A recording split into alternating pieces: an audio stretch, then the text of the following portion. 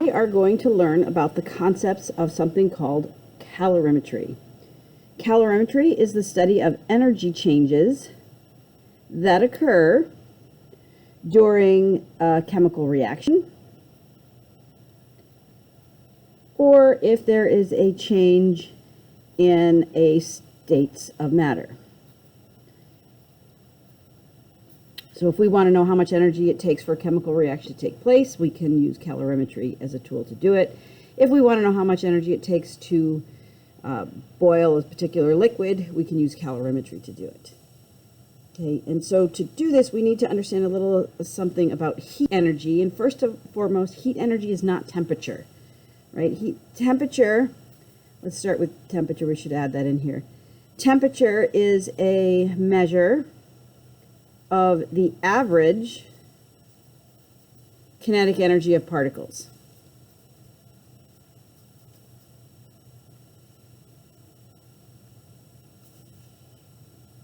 Heat energy is, it's when the energy is transferred due to a difference in temperature. So heat energy is an energy that flows from a warmer object to a cooler object.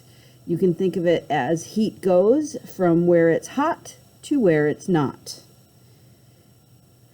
So temperature is the measure of average kinetic energy. Heat energy is the energy that transfers due to a difference in temperatures. So there's the connection between the two, but they are different. The units that we can measure energy in, the one that you might be most familiar with, is the calorie, because this is how we see energy listed on the labels, the nutrition labels in the United States. Abbreviation for calories is CAL. But the international standard and the international standard unit, and the unit that we will be using in this class, is called a joule, Joule, and it's abbreviated with a capital J. So we are going to use joule or joules, plural. That'll help you understand the relationship between these. Actually, when we talk about food calories, that's actually equivalent to 1 kilocalorie. And so there's a difference here. You'll sometimes see if calorie is written with a capital C, they're really implying that that's a food calorie, which is really 1,000 calories, 1 kilocalorie. And so that's just sort of the relationship to what you see on a nutrition label. So when you see on a nutrition label, if it says the snack has 140 calories, it's actually got 140,000 calories or 140 kilocalories. It doesn't mean it has more energy than you thought. It's just the way they are expressing the unit. To relate the two scales or units, 1 calorie with a little c is equal to 4.184 joules. So that's a number that you might see every now and again, and that might be useful. All right, so since energy is going to be flowing, we're going to be thinking about energy leaving a system or being gained by a system. So we need to be familiar and fluent with using the words exothermic and endothermic.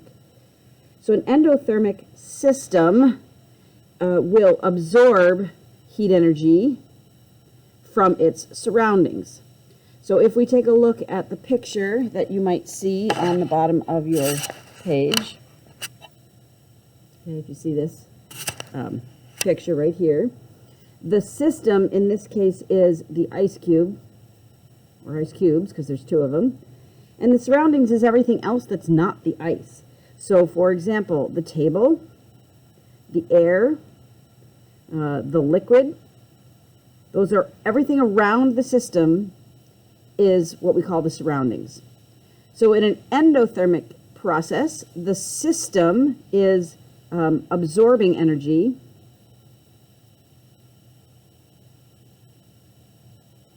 and let's use the word gains. I like that better. The system is going to gain energy and the surroundings are going to lose energy. Okay.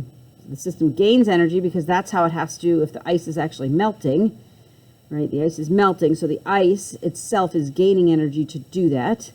And where did it get the energy from? It had to get the energy from its surroundings. So everything around the ice cubes are going to be losing energy because the ice cubes are gaining energy. This is all based on the premise that the law of conservation of energy says you cannot create matter, or you cannot create energy, you cannot destroy energy, you can only change the energy form that it is in. All right, so let's take a look by comparison of an exothermic process. And in an exothermic process, this time the system is releases heat energy to its surroundings.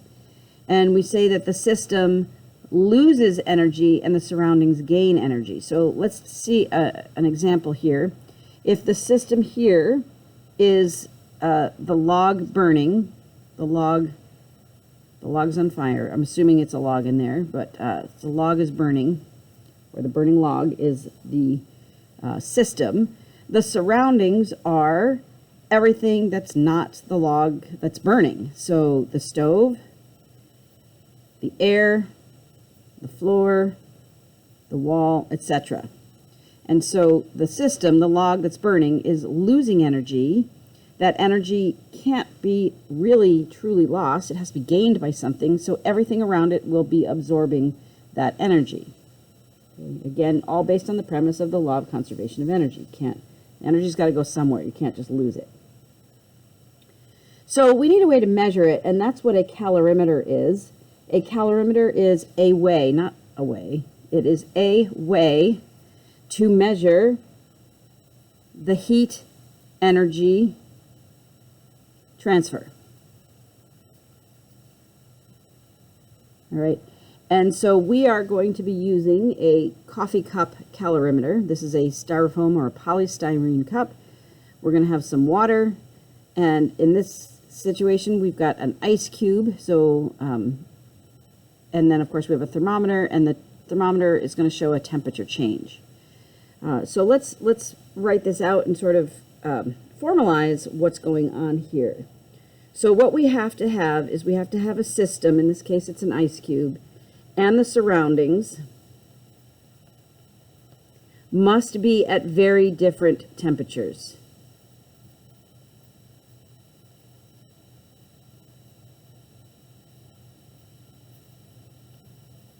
Because we are trying to measure the energy transfer, and the only way that we're going to really see that transfer is if the two objects are at different temperatures.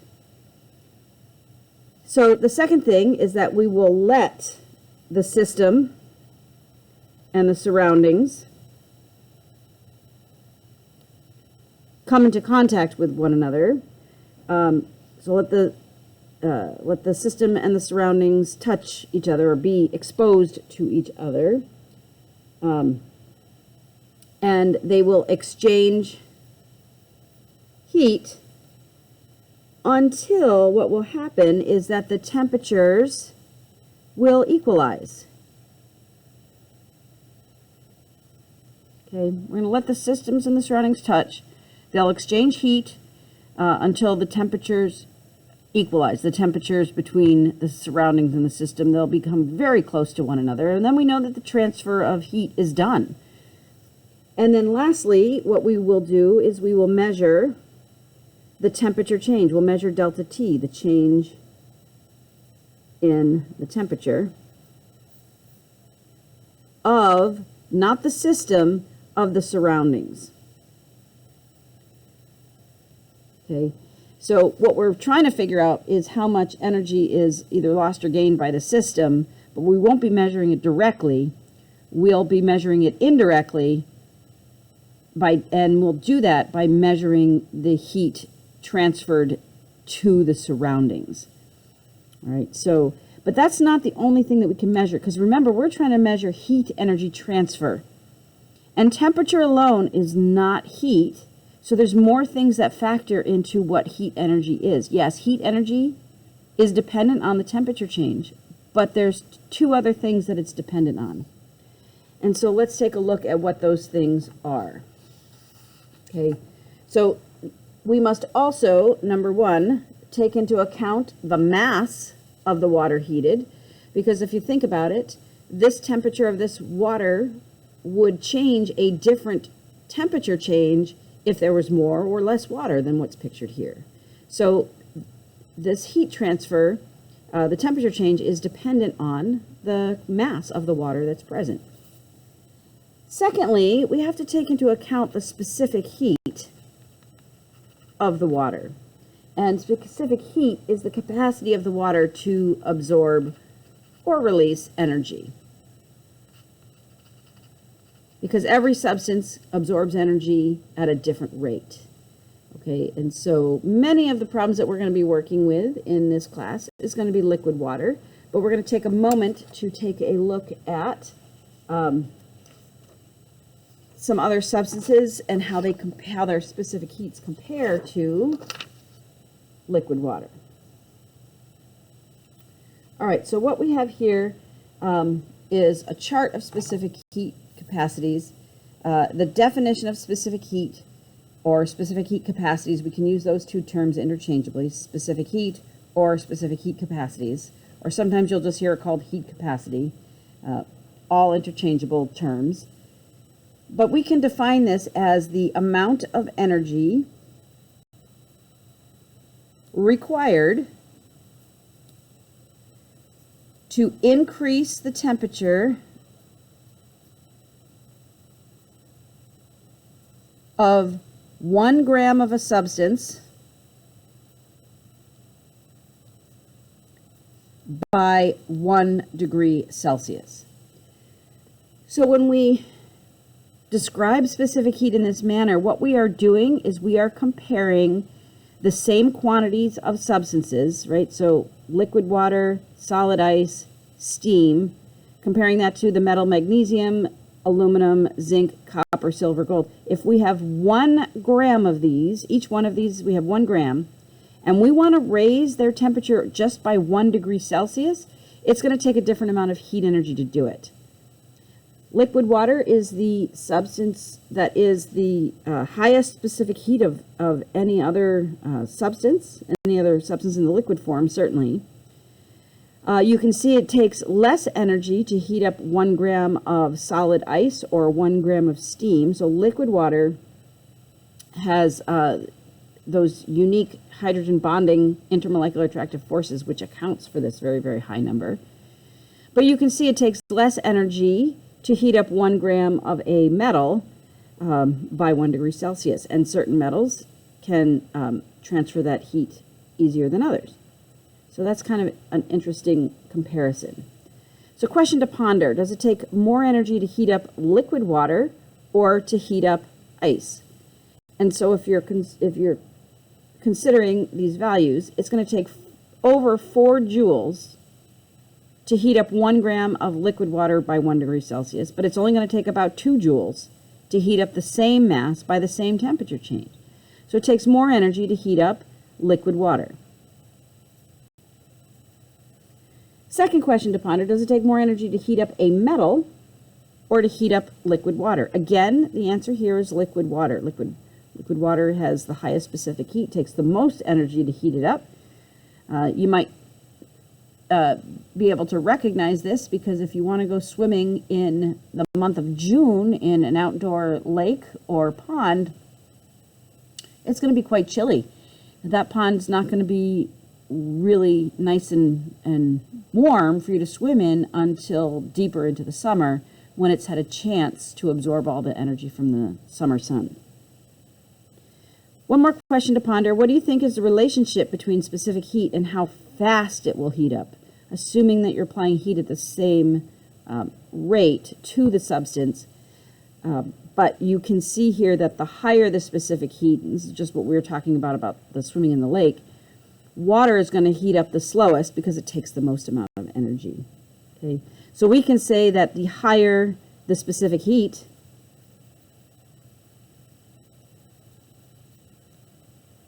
the longer it will take to warm up. All right, well, we're going to now introduce an equation that'll help you quantify measuring the amount of heat energy. absorbed or released by a substance. And so we have this equation, this calorimetry equation. The calorimetry equation can be found, this Q equals mc delta T, can be found on the back of reference table T under a category called heat. We can see Q equals mc delta T. They even tell you what each of the 4 variables stand for. These are equations we'll look at later on in a future lesson. But right now we're just looking at Q equals mc delta T. Again, this is in reference table T. So let's write that down here. Q, strangely enough, stands for heat energy. Don't ask me why it's Q, but there it is. The unit that we will measure energy in for this class is joules, which is represented by a capital letter J. M is the mass of the substance. This will be measured in grams. Delta T is the change in the temperature. And this can be either in degrees C or in Kelvin. It's the same difference because it's a change in temperature, and a change in Kelvin is the same change as if you were measuring in Celsius. So it's the same difference whether you have Celsius or Kelvin as your temperature. So it doesn't matter. As long as you're subtracting the two, your delta T's can be either in degrees C or K, or in Kelvin. Now, finding the delta T, and this equation is not on your reference table, the change in the temperature, it may be helpful to know that we typically find it by taking the final temperature and we subtract out the initial temperature. So that's something that may come in helpful. No, may be helpful when you move forward with some of these problems. All right, the letter C is representative of specific heat. This is unique to every substance. The vast majority of the problems we're going to work on is water. So the specific heat of liquid water is going to be 4.182 joules per gram degree Celsius. We can find this number on your reference tables. Reference table B, physical constants for water. The specific heat capacity of liquid water to 3 significant figures is 4.18 joules per gram degree Celsius. The dot just means multiply.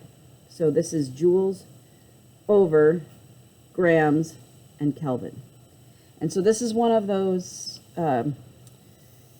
complex units that seems annoying, but its job is to help you cancel out the other units in the equation. So specific heat has the unit of joules over grams degrees Celsius. That's the unit. The whole unit has 3 units in it. Or equivalent joules over grams Kelvin. And again, these two are being multiplied by each other in the denominator. Okay.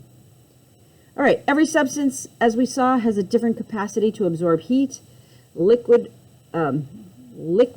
water has the highest specific heat compared to other liquid substances. All right, at this point, there are some problems for you to try in the 10.4 problem set. So go ahead and find those at the back of the notes packet, and I will see you back in the classroom.